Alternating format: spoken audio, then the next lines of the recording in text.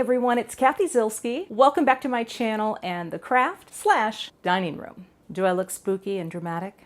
I'm trying to look spooky and dramatic because today I have a Halloween card for you. It's spooky and dramatic, but it's also kind of cool. And I'm excited to share with you this cool little paper piecing cover plate. We're gonna have some good spooky fun. The lipstick, it's so dark. My Halloween card project is coming up next. So here's a look at the products that I'm gonna play with today. Now the first thing is called, what is this called again? I wrote it down, Cool Curves Cover Up. And this is a cover die that literally just cuts apart these pieces in that pattern, right? So you could paper piece, well, pretty much anything.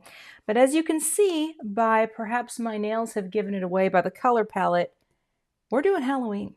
Halloween. So I've got itty bitty boos, just, you know, all-purpose, super cute little Halloween greetings, and then this funky little spooky house and bat, and this is in fact called Spooky House. So we're gonna die cut a bunch of things today, and yes, we are going to use the classic Halloween triad, right? This is the Halloween triad, and if this were a color theory video, these three colors have a triangular relationship on the color wheel, which is why you see them so often with Halloween products and themes and pattern papers, because they have maximum contrast and they all work together in a triadic relationship. I've also got some black cardstock. I've got some white cardstock. I will be using some embossing ink and powder, which I haven't pulled yet, but trust me, it's going to be spooky and fabulous. So let's get started with die cutting all the pieces out for the front of the card. So I've got my Spellbinders Platinum 6, and I cut some cardstock in larger pieces. The reason why is I really do want to have the whole panel and have some room to spare, because I think I'm going to use a little bit of this orange behind my spooky house windows. Not sure yet, haven't decided. But the first thing I'm going to do is cut my first run through. Oh, it's going to be, come on now. Oh yeah. This would have been a good job for the Gemini. Sometimes when I have to crank really hard. Oh, that was a big boom. Oh, it shakes the whole table. And show you all the pieces. All right, so here's what it does. It just cuts these out like that. And in fact, you know what? Here's what I could do. I'm gonna cut this right here so I can save this little scrap like that, okay? And then I'll just show you. We'll piece it all together and just put it right back in. Basically, well, let's get the jewels, not tools. I don't know where I heard that, but it resonates. So I'm gonna just pop these back in to show you, you know, it goes together. And I'm not gonna do anything like Herculean here. I'm not gonna pop anything up. All I'm gonna do is cut out a whole bunch of colors, well, the three, so that I can create a triadic scheme background for my spooky house. Because sometimes, you know, just having a funky background is really all you need for an interesting card. But it's not like this has an outline. Wait, how did I do this? You know, it's not like an outline that you fill in. We're literally going to paper piece all of these pieces onto a card panel. Does that make sense? So I'm going to go ahead and do the same thing, cutting these out so I have all my pieces. So let's do that next. So before I start gluing down, I need a card base. Here's what I'm going to do. I'll take this little piece of Neenah Solar White Classic Crest, the 110 pound, and I am going to score it right there at the top. And you know, I don't even know, I think I will fold it down. I'm going to fold it down. So let's fold, right? Give a little press there. Get a nice crease. And then for me, I like to tape them closed, or you could use repositionable adhesive as well. But the reason I'm going to tape this down is because, yeah, I want it to stay closed. So let's tape that down. And then I think what I will do is I'm just going to start paper piecing, but I don't really know how, I didn't keep all of my pieces in perfect order, But the nice thing is, if you forget which side is up or which side is down, I'll show you the difference. You know, you're going to get this, you're going to get a bevel. And on this side, you know you're upside down if you don't see a bevel on the shape, right? So that's easy. I think what's going to happen for me is I'm going to gently lift this off, because this is really, you know what? I'm going to grab this, my crystal katana. This is really the only one I've kept in order, and I probably could have done a better job with this, right? But I think what I'll do, let's just start up here in the corner. I think I'm going to use repositionable adhesive just in case I mess up, you know, because sometimes you mess up and you're going to want to reposition. And really, if it's a greeting card, chances are people going to keep this forever? Well, they might not. So let's get our first piece placed right up here at the top of the card like that. And before I press down too hard, right, I'm going to just say, all right, we're not going to necessarily move on to the next piece. Now, here comes the puzzle. And this is why it's not a bad idea to keep your stuff in order, which I did not do. But that's why if I come here, I can say, oh, okay, that's the next piece. And actually, you know what I need? I need a piece of scrap paper. In fact, you know what? I'm just going to use this. I don't like to add adhesive right onto my mat. Oh, there goes the crystal katana, because then I get adhesive all over my mat. So let's do it on a different piece here. And now I know that this piece slides right in like that. And we'll make sure that it's straight. So if you place your first, you know, the first line in, and actually I wonder if I should do white too. I don't think I'm going to do the white one, but let's find this piece, right? Look at that. I know exactly what I'm doing. Highly trained professional. But something like this is kind of fun, right? You could even stamp something, right, and turn it into a puzzle if you wanted to, and it could be a kind of a fun card, which you know, stamp something down and then piece it all back together. But look at that. Isn't that cute? I think we're doing okay. We're just paper piecing, and like I said, once you get your first layer in, if it's lined up perfectly, you're going to have it all pieced together. Now, if there's any extra here on the side of the card, I'm going to I will trim that down. That is upside down. That is this way like that. Oh, that's how it goes? That's how it goes. Just taping and piecing. Right? So easy. Is that the one? Yeah. Well, yes, that's the one. Coming on in, pressing it together like that, and like that, right in like that. And repositionable adhesive will be fine for this. You know, it'll totally stay. Now this little piece over here, we need it to be purple. And you could also just run some adhesive all over your panel here. You don't need to go on the back. Come to think of it, I could just do it that way too, right? And just line that up like that. And there's that one. So I think I'm going to do an orange next into that piece. We know we're going to cover the whole thing. So again, you know, you could just do that. Just create the whole space. You can always grab the die, and the die will remind you where you are at. You can pop that in like that. Okay, come on now. Line up and press. And you know, it just all worked out, didn't it? Look at that. But you could, I mean, you can also do a lot of mixing with pattern papers, you know, just sort of funky things. Do we want to do, well, I guess we're going to have to do a tiny green. Where's our tiny green? Right over here, like that, to break it up. And see, what's kind of cool is you really didn't have to worry. Oh, whoops, let's get our tweezers. I just pushed that a little too hard. Come on out, come on. There we go. You never know what's going to happen in a card making video. Let's get a little more secure there. All right, press that down. Perfect, like that. And then this, and I do think I need, and I'll show you this up here, just a little more on the outside. Hold that in place and pop that in like that, right there. And now we are pieced together.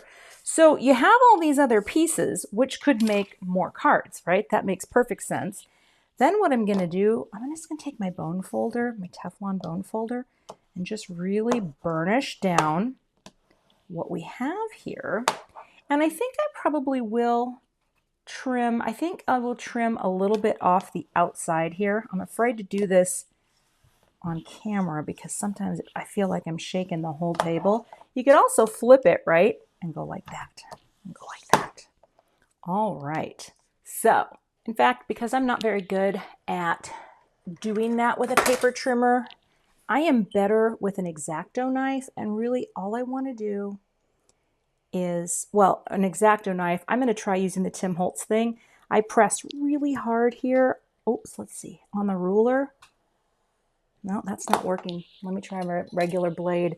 I'm kind of old school with this. Oh, there we go. And I use my classic X-Acto knife, and then that gives me a perfect edge. Okay, now I'm ready to play with the house. So I have die cut my spooky house and popped out all the windows, and I am going to put some color behind them, although maybe I do need yellow, but here's the thought. I've got a couple bats right now, not really sure where I'm going to put them, but I think I need a grounding hill. What do you think? Think I need a grounding hill? I have this old set that I've had forever, this Lawn Fawn stitched Hillside borders. Let's get this out. Come on now. I don't even know which one would look good. Like, would it just look good to have sort of a, let's see, how do you do this? Which way does the stitching go? No, that one doesn't go up. I want one that goes up. So what about like a little hill to ground? Should I get some cardstock and cut that out? So coming back in here, and I have a piece, another piece of cardstock that I just pulled out of a package that's, what's the size? Oh, but I guess I have to do it this way. It's 4 1/4 wide, so this should fit just fine. But I kind of want to take more of that curve. I think that's okay. I just think the house does need to be grounded. So, okay, let's just cut this. Now, I have had this Hillside die set for so long. Like, I feel like I forgot about it. It's time to start pulling out things that I used to have and look at. Cute little stitched hill, right? Okay, we can take this, pop this down. I might have to, do I have to trim it a little? Probably. There's a tiny little bit there that's going to be, yeah. And then I can have the house grounded here on the piece. Oh yeah, I think so.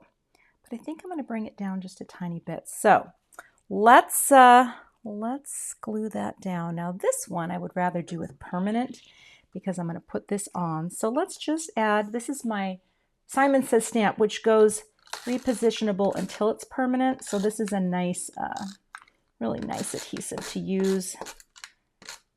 I'll pop you down. I'm going to come down just a little bit, and I will cut this off with the same X-Acto technique. Ooh, this is actually really hard to see because of the black on black, but we'll just line up our ruler until the white of the card base disappears. And again, I just sometimes revert to my classic X-Acto. There's a little tiny bit there. Do you see that? Oh my gosh, I can barely see this, but I'm going to line this up with the card and just go like that. But that way, everything is trimmed up very, did I get it? I think I did. Well, did I? Or did I just mess that up? Oh my gosh. You know what? I think I'm gonna have to trim a tiny bit more off because I think I screwed that up. It's okay, because let's say you're working on your card here and you screw something up, you can cut a little more. And even though you are tweaking the size of your card panel a little, because now it's no longer the classic USA 2, nobody knows. And now the trim is perfect. So now I want to put a little bit of yellow here. Oh, I hear a bird chirping outside, very loud. Hope you can't hear it. Let's just cut a little strip for the upper. And actually, I think I might go shut the door because seriously, the bird is so loud. It's not that I don't love nature, but sometimes I don't love nature. Okay. That's just between you and me. We're not gonna get real personal about that. Okay. Just gonna put a little here for this guy. And I think, well, sometimes I just do a little guy like that because I'm gonna pop this up too. So let's get the yellow behind the first window. See how that looks. See, it's a lot spookier. But I also want to have this down here too. So let's see, how can I cut this so that it's perfectly straight like that? You know what? I actually think that's what I want to do. I'm just going to trace this really quick so I can get one piece, and then the door is also lined up perfectly. Because if I go with the straightness, let's go like that. Over here. Where are my small scissors? All right, these are not the ones I would not normally use, my Tim Holtz ones, but I guess when push comes to shove, you live and you learn. Let's see if that works. Is that the cut? Because now I just wanted to have, I'm not sure if I figured that out right, because I do need to take some off of here. Okay, let's try that. Is that going to work? Okay, actually, pushing that straight, lining it up over here. That's giving me all the yellow that I need. Okay, do a little like that, just kind of a little like that. And it's fine because then, you know, it's not gonna muck things up too much. So let's line this up. And again, we'll just make it as straight as possible in the bottom. Like that. Okay. And now we have yellow behind the house. And I think that's good enough. Boop. Listen. Boop. You can kind of boop them. Boop. Boop. And boop. And that way we're going to have just a little dimension. Like that. See that guy now? Now he's up here a little bit and he's sitting there. You got a little bat up here. We're going all in on this. I don't know. You know, this is kind of crazy. But I do need some kind of a greeting.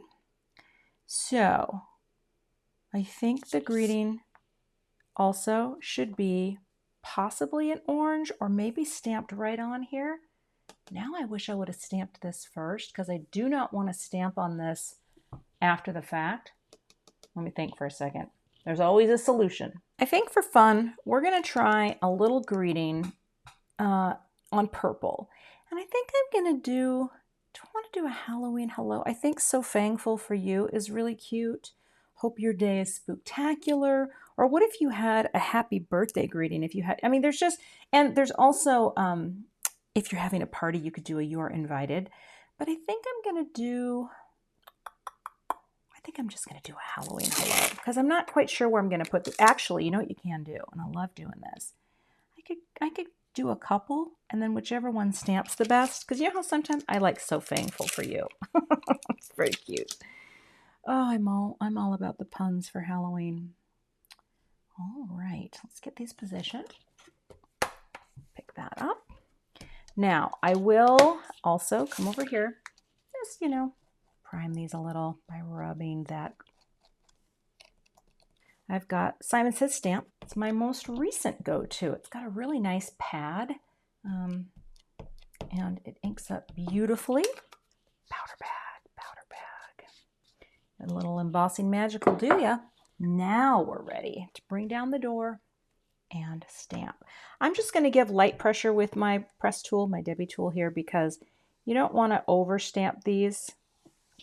At least I don't. And I tend to do that. And actually, let's see. Let's give it a try. I'm going to leave these in the door in case I have to restamp. And we'll get our white powder because I do think white powder is needed on here for a nice crisp look. See how that looks. I might have pressed a little hard, but I think we're going to give it a try. Tap that off. Funnel this back in like that. So easy. Wipe up the powder. Actually, let's blow on that a little. Just gonna brush away where the extra is that might show up once it's trimmed.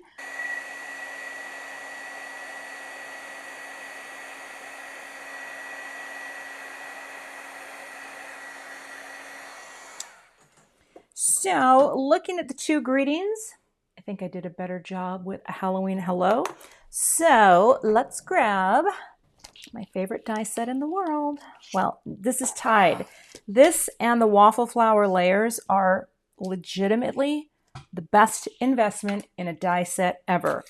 I'm going to stand by that statement because this allows you to cut out perfectly trimmed sentiment greetings in multiple sizes, which is amazing. So we'll go ahead and tape that into place like that. And I'll go ahead and run that through my die cut machine, and then we'll put the card together. All right, I got it. Even though I didn't trim this perfect, can you see how Halloween Hello's set down a little? What I'm gonna do, I'm either gonna have it be offset to that side or offset to that side, but that is exactly what is needed to kind of tie it together. I think the offset is cute, or maybe, no, I don't wanna hide on the windows. I could go dead center. I don't think I like dead center. I think I like the idea of having it be offset just a little. So let's do the first thing, and let's get our house positioned like this. Get all these off.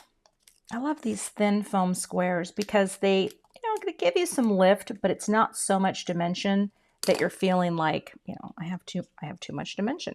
And then I like to take a little liquid glue, just like a little doobs of Connect glue here, because now when I go to place this down, and do I have my tweezers? Again, just kind of have it, just kind of in the center, visually in the center and on the hill, like that. That looks pretty straight, doesn't it?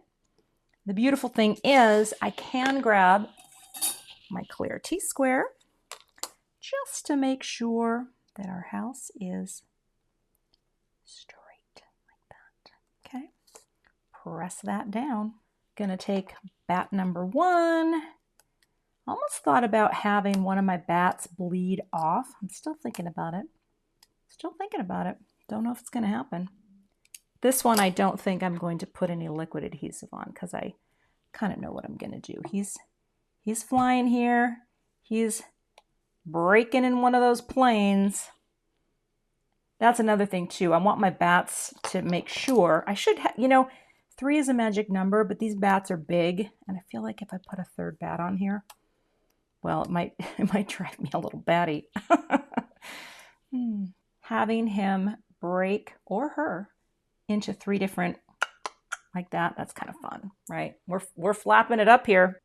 Actually, I think off to the side is cute. It just adds a little bit of, I don't know. What would you do? Let me know in the comments. Would you have gone over here? Would you have gone here? Or would you have omitted it all together? Because what I'm doing, I'm committing. I'm going in. I do like it on the purple though, for sure. Love that. Now we're gonna just go like this. This one I'm definitely gonna daub on a little glue because I want to have a little playtime. Halloween Hello is gonna be offset purposefully in the center of the house, like that. I think it's fun. I think this card has a lot going on, to be honest with you. It's a lot going on. But that's what they say about me sometimes. Hey, Cathy, she's got a lot going on. Isn't that cute? That is my finished Halloween card project. And it's, this is substantial. I mean, if someone gets this in the mail, they're going to know, hey, she's not messing around. She really wants to send me a Halloween hello. Anyway, hope this inspires you to check out these products from MFT Stamps. That die, I think, could be so fun to do all sorts of piecings with. But yeah, I hope you enjoyed this. You can find all the links below in the information box, and I will see you back here with another card project soon. Thanks so much for watching today. I would love to have you become a subscriber to my YouTube channel. And if you do subscribe, be sure to hit the gray bell below the video so that you don't miss the next time I post. Here are a couple other videos that you might be interested in watching. Thanks so much and have a great day.